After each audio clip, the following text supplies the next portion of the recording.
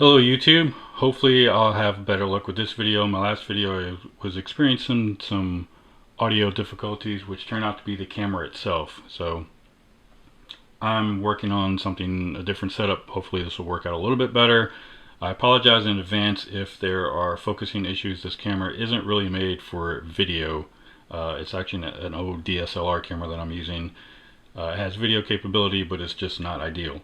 Anyway, moving on, this is my newest acquisition. Got this a couple of weeks ago at a gun show. And as you can all see, it is a CZ gun. Which CZ model is it, you ask? I'm glad you asked. This is the CZ Shadow 2. An absolutely gorgeous pistol made in Czech Republic. It's a very heavy gun, all steel frame. I'm sure a lot of you are already, let's get this out the way, I'm sure a lot of you are already familiar with it. There it is. I've got the blue aluminum grips on this one. Like I said, it's a heavy gun coming in at a hefty 46.5 ounces with about a 4.9 inch barrel, all steel frame, as I mentioned. Wonderful gun. We're going to check it here. It is clear. So they did have, one of the vendors did have the Gold Digger limited edition. I'll try to throw a picture up on the screen of that one. It comes with brass grips. It's basically the exact same gun.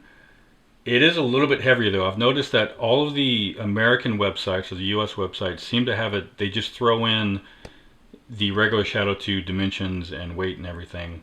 But I found an actual Czech Republic website that has the Gold Digger edition listed, and it has the weight listed as 1.53 kilograms, which works out to about 54 ounces. So it's a good roughly 8 ounces or half pound heavier than this model. Other than that, it's basically the same, except it has the brass grips. It's got a brass color, or gold colored, I assume it's a brass trigger, and then the base plates, the +2, are also brass as well. So I didn't get that one. It was very nice, but it was a little too, I guess, ostentatious for my style. I like the blue, so I was happy to get this one when they had it. It is a double action, single action trigger, which means your first pull, if the hammer is not cocked, your first pull will be a full double action pull, and then your subsequent rounds, because the slide ring runs back, your subsequent shots will be single action from there. Of course, you can always cock it ahead of time. Sorry, I'm in a weird position here, and you'll get a single action that way. It's of course based off the CZ75 model, which has been a very popular model for CZ for a long time. And CZ is one of those brands where if you're not into guns, you've probably never heard of it. But if you're around people who are into guns, but for any length of time, then you're at least aware of the reputation. It's kind of one of those if you know types of gun brands. Very well respected among the gun community in terms of their reliability, the quality. This is a competition gun. They use these in competition shooting all the time. It's one of the most popular, if not the most popular, gun and model used in competition shooting. My personal introduction to CZ came with trying out the P10C a few times. I shot it a few times at my local range. Really liked it. That was kind of my introduction to CZ as a brand. And then when I started to look for something different than what I've got, which is mostly polymer frame, striker fired pistols like your Glock, right? I was looking for something that had a metal frame, hammer fired pistol. And initially I was looking at the Beretta, but of course the Shadow kept coming up. And I went to my local range and they had a CZ, they didn't have a Shadow, but they had a CZ75 SP01, which is about as close as you can get to a Shadow without actually being a Shadow. And I tried that, rented it, really enjoyed it, and from that point on I was hell-bent on getting Shadow 2 and adding it to my collection. This is the optics ready version, so the slide is cut for an optic. Of course you need a plate. It doesn't come with any plates, but it is ready to mount. Unfortunately, while the gun itself is optic ready, the case is not. So if you're wanting to use this case with an optic, it ain't gonna happen. So you're gonna need another option outside of this case if you're gonna run an optic on it. One of the downsides, but not a big deal. So the difference between the optics ready version of the Shadow and there is a standard version of this exact same gun that's not optics cut.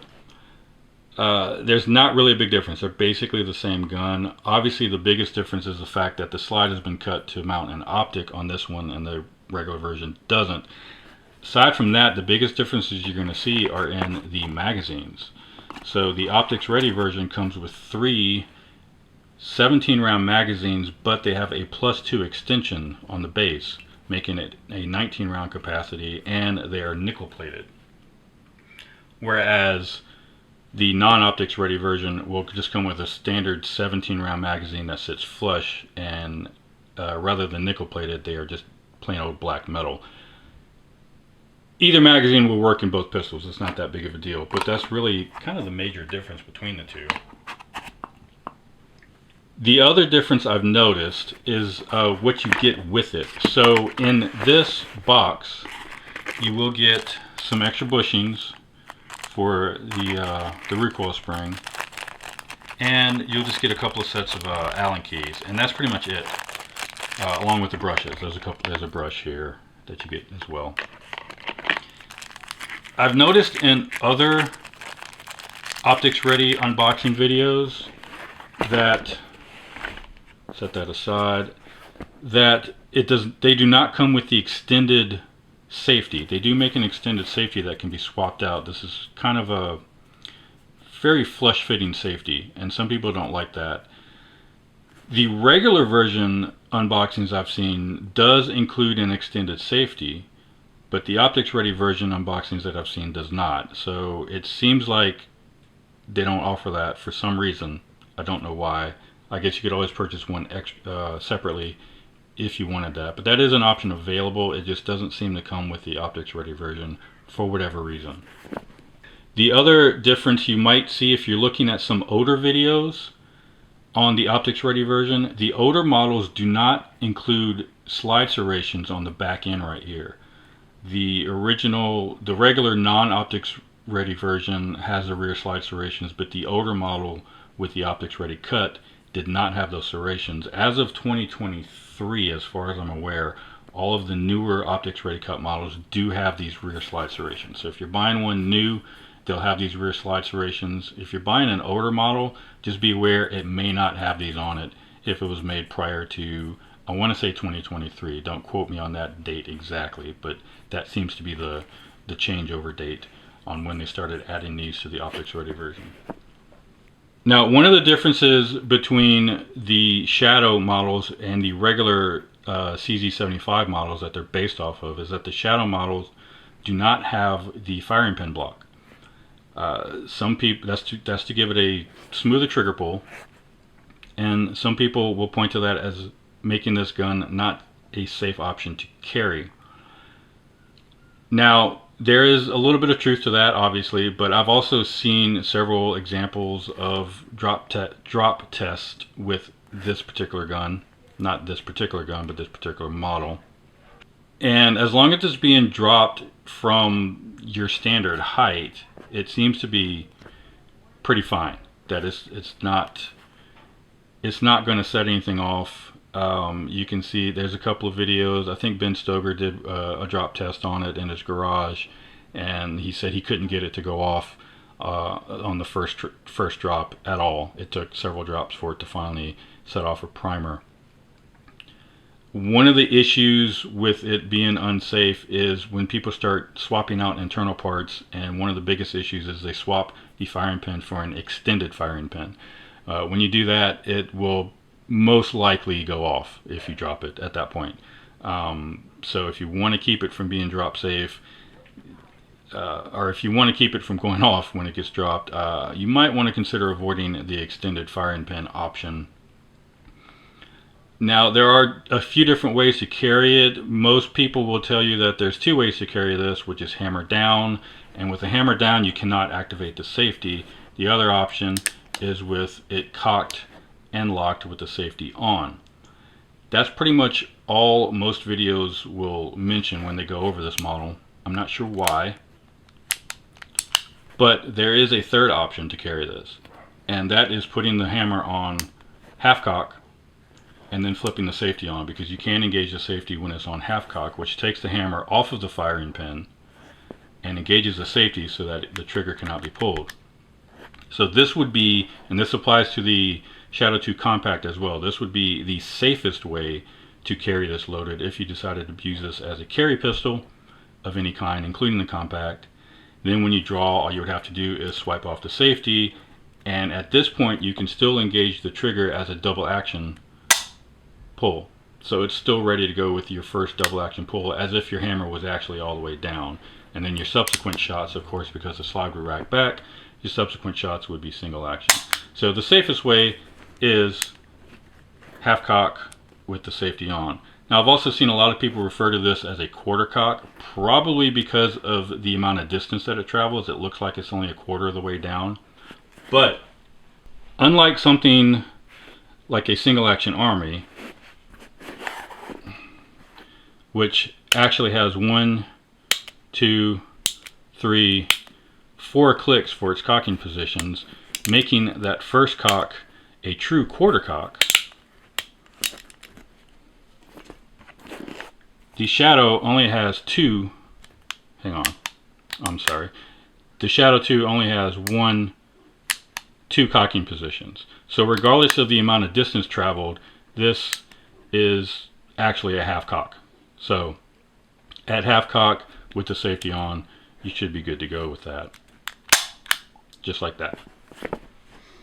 So getting on to my quick review, unfortunately I don't have any video of my trip to the range. Again, camera issues and just trying to get things set up. I did recently purchase a GoPro camera, so hopefully in future videos I'll be able to get some actual action footage of me shooting some of these at the range. For now, I will post just a picture I was able to take during my first session. I took it to the range twice. The first time I put 100 rounds through it, had absolutely no issues. The second time I put 90 rounds through it. Both times I was using just Blazer 115 grain full metal jacket range ammo, practice ammo. I usually have good results with Blazer. I don't have any problems with them. During my second session, at some point during those 90 rounds, I did have one failure to extract, where the casing would not eject from the chamber. I had to drop the mag, kind of rack the slide a couple of times until it finally reseated, and then when I racked it again, it finally extracted. So I don't know what the issue was for that, but that was the one and only hiccup that I've had so far through 190 rounds. This is the picture of my target from the first session. This is 100 rounds that went through it. This is after all 100 rounds have been fired through it. This was roughly 10 to 15 yards. And you'll see the hits in the 8 and top of the 9 zones were from my probably the first mag or two, while I was getting comfortable with the gun and kind of adjusting with the sights and everything.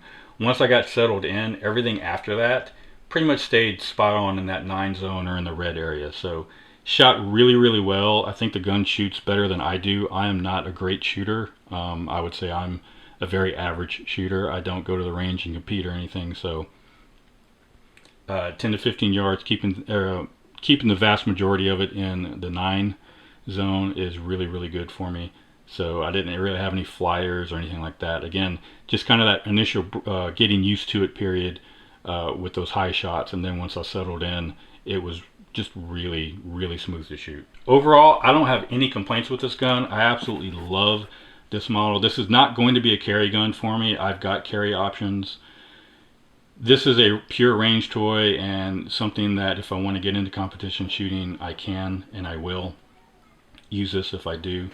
It's just a wonderful gun. Again, I wanted something different from what I normally have, which is primarily polymer framed striker fired pistols. So great gun. That the weight on it isn't too bad. I can see where it might wear you down after a long day of shooting, but just taking it to the range and putting holes in paper is absolutely outstanding. This could also serve well as a bedside home defense weapon.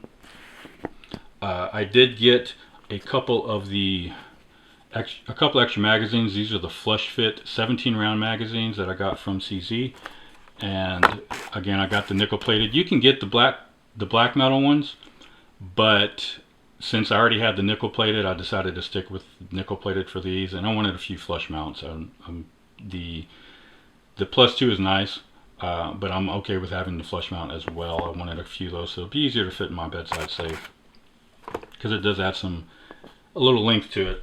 I also purchased a Holosun 507K, so this will be added to it at some point. I did get the plate for it. I'm just waiting on a torque limiter to come in so I can put the proper tightness and without stripping the screws. But this will be added to it soon.